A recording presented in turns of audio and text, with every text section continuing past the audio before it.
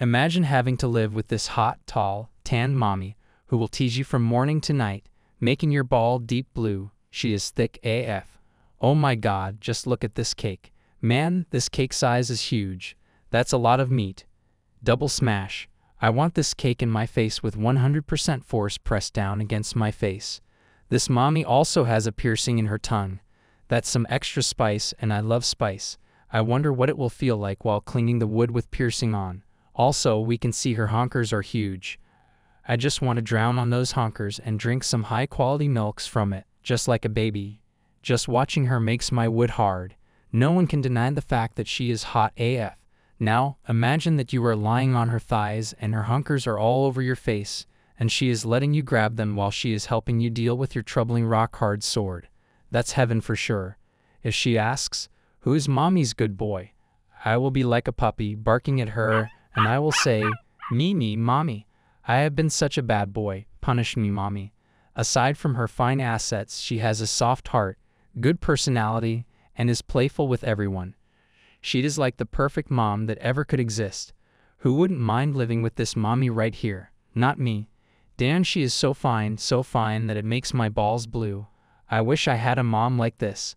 Well, this is the story about that. The story starts with a boy sleeping peacefully until a mommy decides to interrupt since it's already 9 a.m. So she pinches his nose, waking him up, and she says if he doesn't get up soon, she will play a prank on him.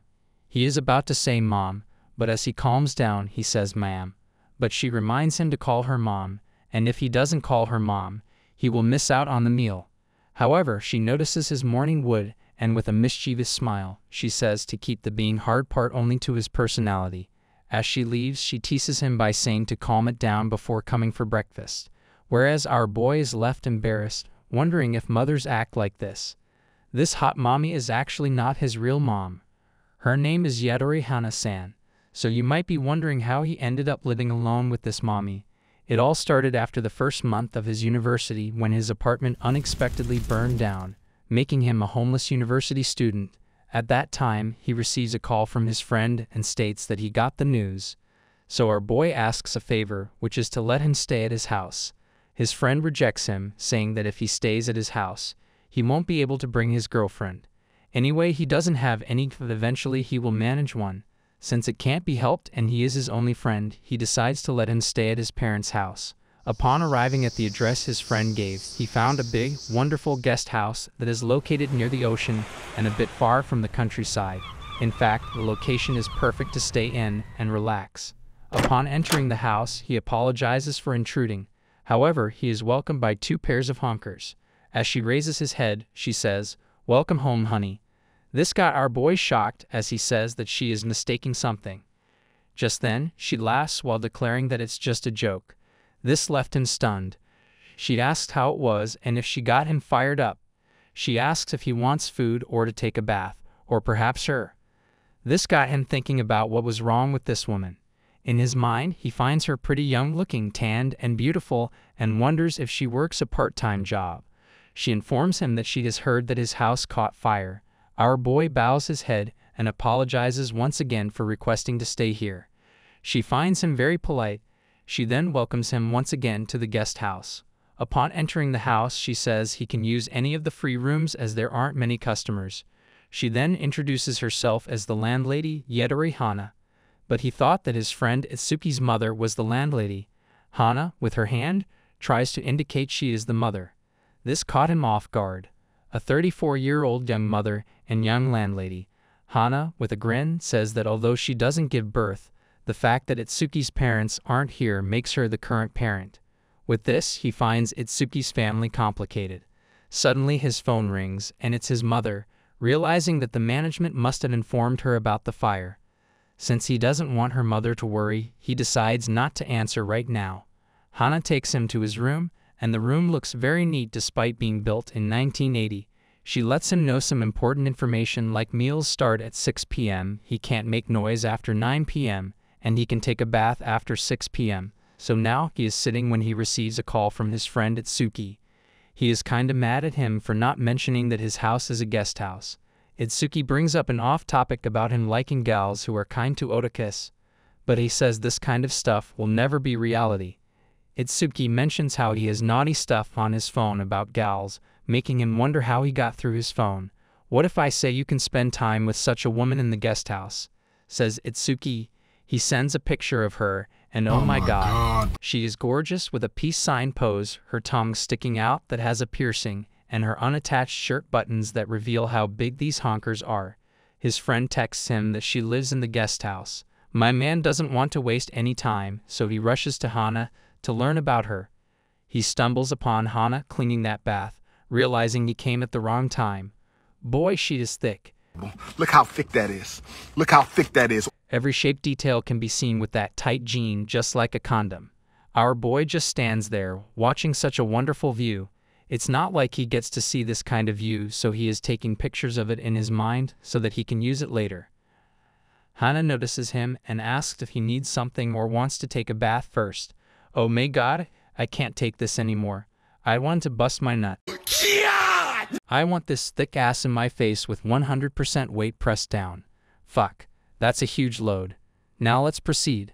Hana says he can start taking baths right away if he is okay with her cleaning the bathroom.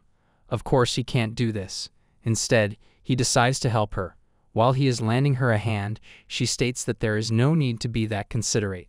With a slight peek, he says to himself that he has to ask about the gal in the photo, although he is a bit hesitant because of her being his friend's aunt. Later, Hana serves the special seafood along with some drinks. He wonders if she always drinks like this and says not to recommend drinks to minors.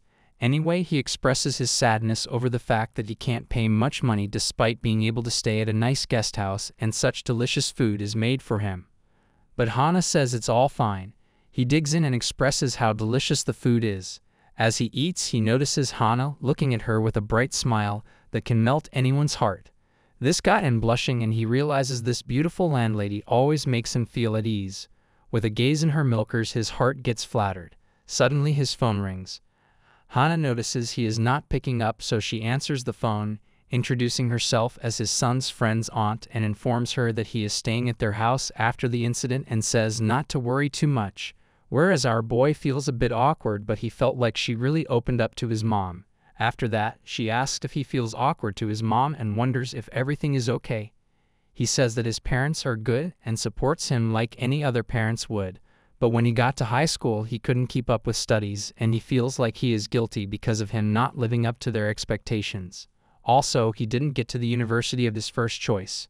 That's why he ran away from home and went to a countryside university. But because of bad luck, his new place burned down, making him stay in this guest house. He further says that his parents will support him after all that happened. But he doesn't want to be a burden to his parents anymore, and he feels like he is a loser. Suddenly Hana gets close to him and pulls him to her chest and squeezes against her milkers. Our boy feels dizzy being squeezed like that and can't get enough of this soft feeling and the nice smell. While hugging her, she reveals that this guest house is like a private house. Like the decorations are not luxury and the rice is locally made and it doesn't have any hot spring. Beside that, Hana the landlady always wears aprons instead of kimono. It's a little inferior to an inn, so he can think of this as home. When people are down from work and want a place where they can feel like home and relax without worrying about anything, then this is the place for them. Those who live in this guest house, she is both the landlady and the mother. So if he doesn't have any place to stay, this place can be his home, and says to feel free to call her mom. Or if it is embarrassing, he can just call her Hana. Being in her chest the whole time, he decides to call her mom. After finishing his dinner and expressing his gratitude, he asks if there's anyone who lives other than her. She says this is like a family business consisting of 3 people. He goes on to show the picture of the girl and asks her if she knows her. Seeing this, she gets shocked like she has seen a ghost. She is fidgeting while she asks from where he got the picture. He answers that Itsuki sent it to him and informs him that she lives here. Before she gets any wrong idea, he reveals that there is no deep meaning behind asking this. He just wanted to know if such a cute girl exists.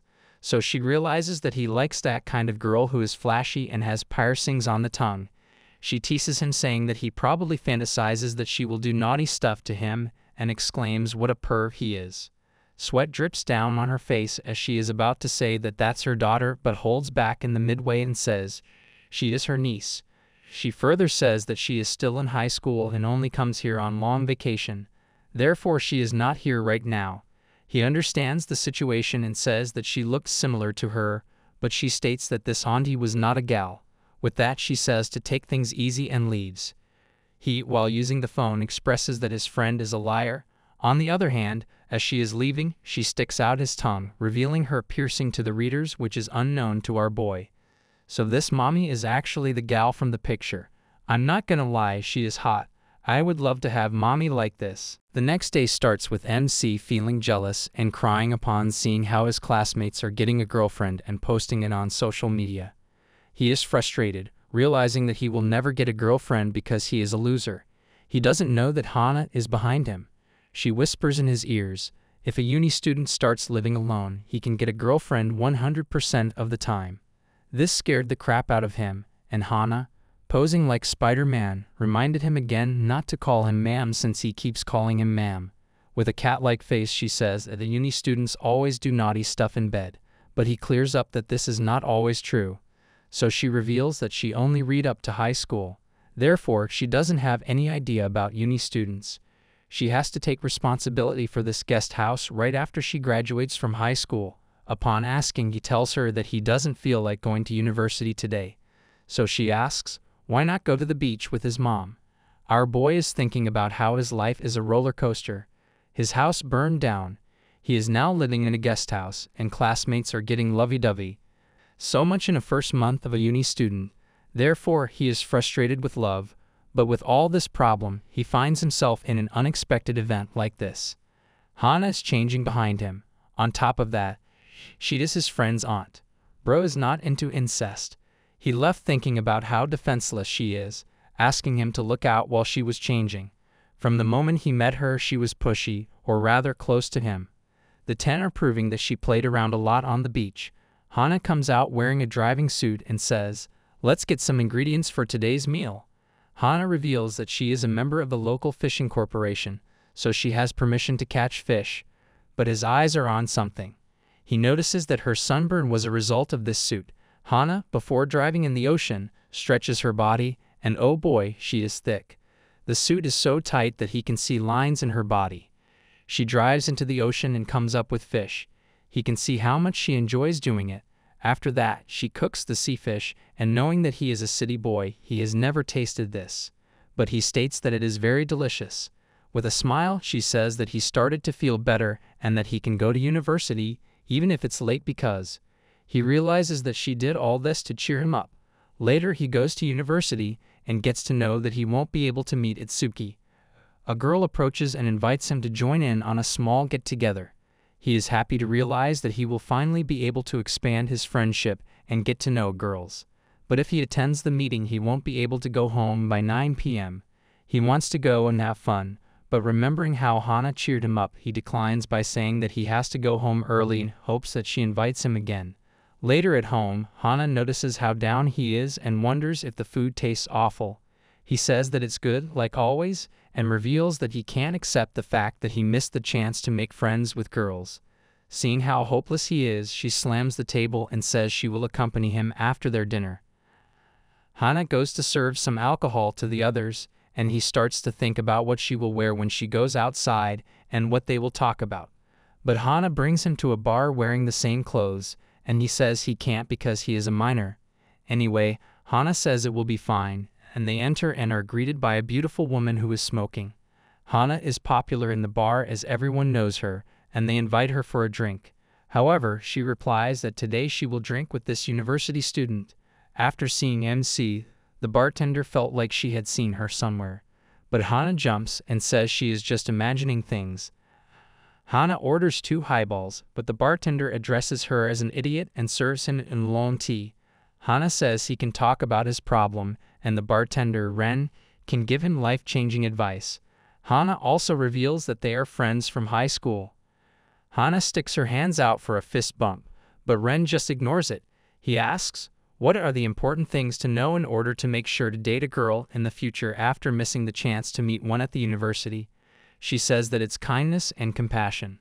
Hana is admiring her after hearing her though, but he asks to be more specific. So she asks why there is a gap between him and Hana. He gets nervous as he says that these chairs are very close to each other, to the point that sitting next to each other will make their bodies touch. Hearing this, Hana asks what is the most important thing in love is from his perspective. After giving it some thought, he nervously answers that it is a face. She burst into laughter as she said that this answer sounded like a pure virgin. Ren also says if that's what he thinks, then love is not for him. Hana says that face is important to start it all. After all, he came here because of the girl in the photo. She wonders if Itsuki, her son, has a girlfriend. NC says that he is good friends with him, and he can tell her about Itsuki and how he is spending his day. She realizes he is showing kindness and compassion, but he says that's not it. With a smile and a side-eye gaze, she says, in return, I will teach you what a woman is. This makes him blush, and Ren also gets her attention. She slowly starts to get close to him as he asks what she meant by that. Suddenly she pulls down her dress. Oh my God, it's just beautiful.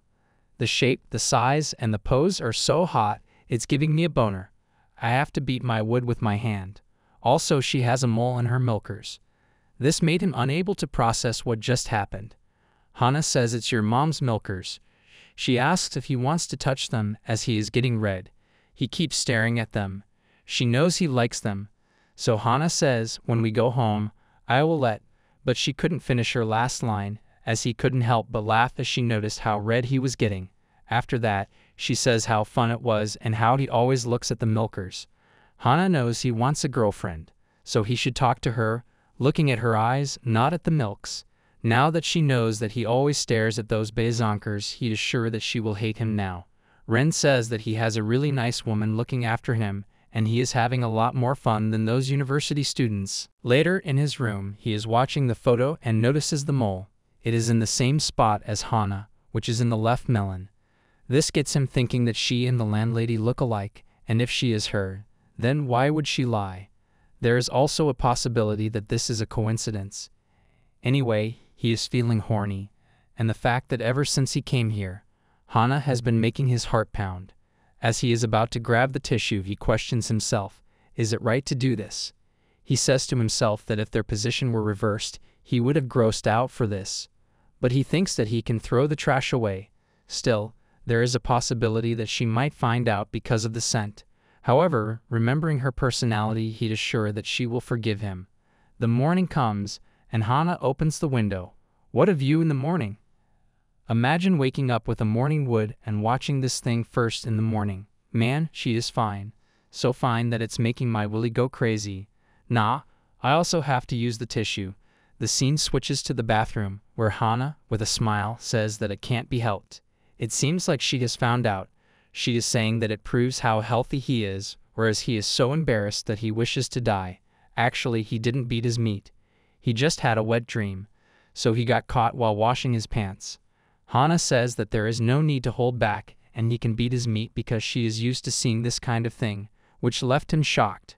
Hana mentions that he doesn't have that many clothes, so she says to skip school and go shopping. He can see the similarities between the girl in the photo and Hana. While coming out of the market, he talks to his mother, informing her not to worry about him and that he is fine. When her mother wants to come to the guest house, he says that there is no need to come, and she will end up troubling her. While going home, he thinks that he needs to find a house. He can't be a burden to Hana forever. He thinks that he will confirm if Hana is that gal from the photo, and then he will find a new house and leave the inn. But he thinks about what he will do if she is not that gal. Finally, he reaches the guest house, and as he leaves the bus, he notices that a couple has arrived at the guest house. Hana is serving the couple, so if he goes and talks to her, it will interrupt the conversation. That's why he decides to go straight to the house. As he does, Hana pulls him by the hand and reveals to the couple that they are newlyweds and they are running this guest house together, also exposing the age gap, which is 16 years old, all while doing a peace sign pose. He quickly denies it while blushing and saying that he is just a college student. With that, she laughs, saying that she was just kidding. By this, the couple is dumbfounded, wondering what kind of joke that is. NC now realizes that she is like this with everyone.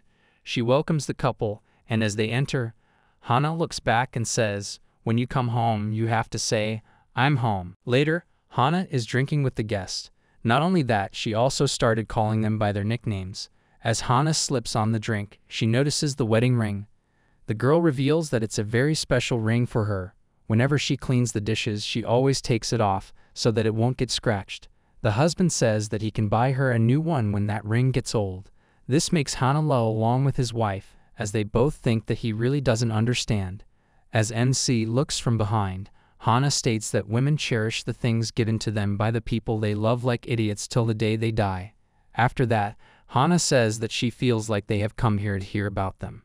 In response, she says that this guest house has the highest rating around here, but she is not talking about that, so she gets closer to her and whispers something, which makes the listener blush super hard.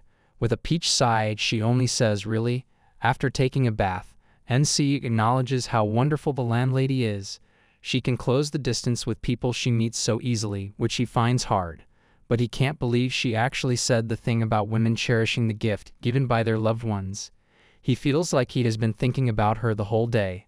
As he sits down, he hears the sound of the couple watching Netflix and chilling. Netflix be like, "Are you watching?" As he tries to hear the sound more clearly, Hana suddenly appears, scaring the shit out of him. Hana brings his clothes from the laundry.